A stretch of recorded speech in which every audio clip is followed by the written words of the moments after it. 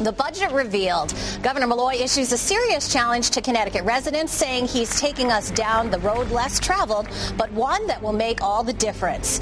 Also, as the budget battle heats up, party leaders are saying it could affect the outcome of Tuesday's elections.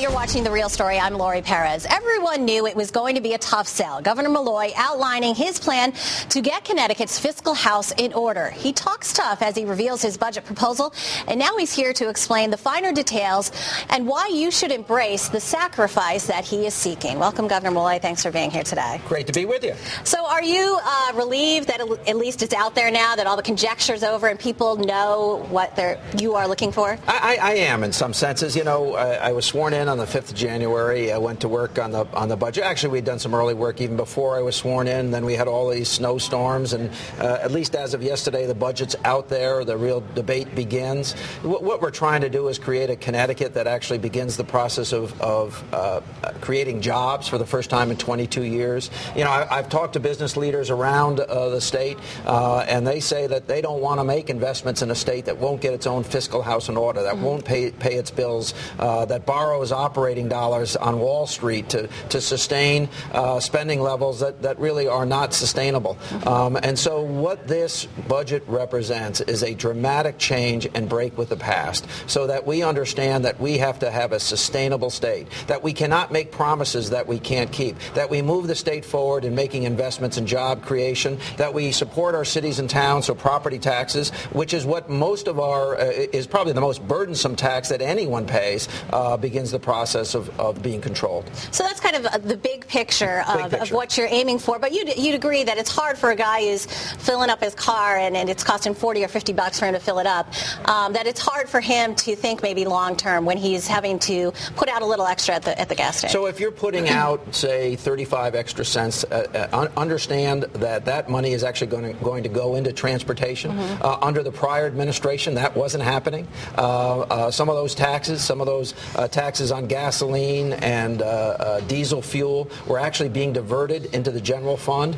and not being invested in transportation, not building the roadways or the bridges that we needed built. So not only are we looking for additional revenue to build a 21st century transportation system, we are also correcting what's been done in the past, which has been so totally broken here in the state of Connecticut. To have taxes on on gasoline or diesel fuel, and then to divert that to general government and use it in such ways that you're not reinvesting it made no sense, because after all, people are going to Massachusetts and Rhode Island and New York and New Jersey because they've made the kinds of investments that we refuse to make here in the state of Connecticut because we wouldn't change our behaviors. Yeah, so you talk about how we wouldn't change our behaviors, as you put it, and for people who say, yeah, I mean, it has been, the prior administrations that got us into the situation, and now I kind of feel like I'm the bailout. I mean, I'm the guy who, I'm making $105,000, which is great, and me and my wife and I, and we have 2 kids and we're going to college, but, I feel like I can't catch a break, and now I'm going to pay extra taxes for this or that. Well, catching a break is not passing something on to down the road.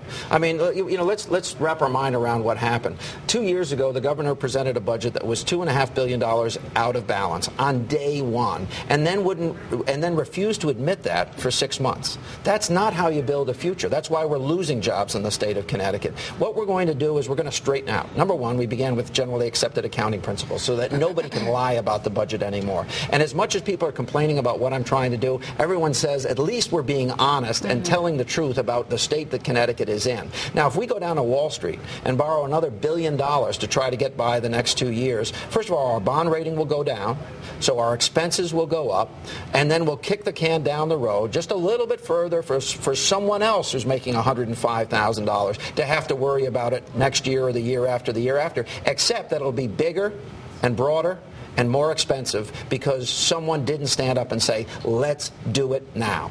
Now, you said you did a little bit of work before you actually took office, but you've only been in office for 6 weeks. And the Republicans have said, have we really turned over every rock? Have we really looked at every spending cut that we can make, every consolidation that we can make? I mean, do they have a point that, I don't know, maybe we should take some more time and see what else is in there? No, we haven't done everything. In fact, I've said this. This is round one.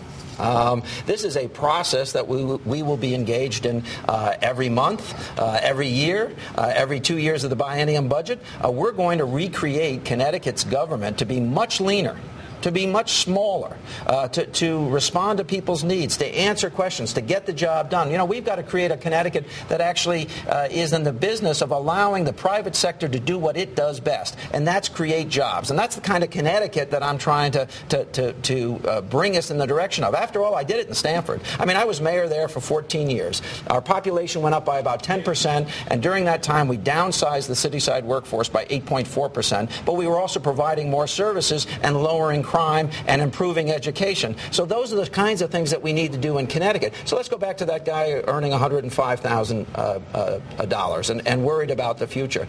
If we don't change direction, it's going to get worse year after year after year. So this budget is a break with the past. And as you know, we've asked for massive sacrifice on the behalf on the part of just about everybody. I call it shared sacrifice. I understand that this is a burden, that this is going to be difficult. But we're also turning to the other side of the equation. We're saying to our fellow state employees, you need to come to the table and help us out.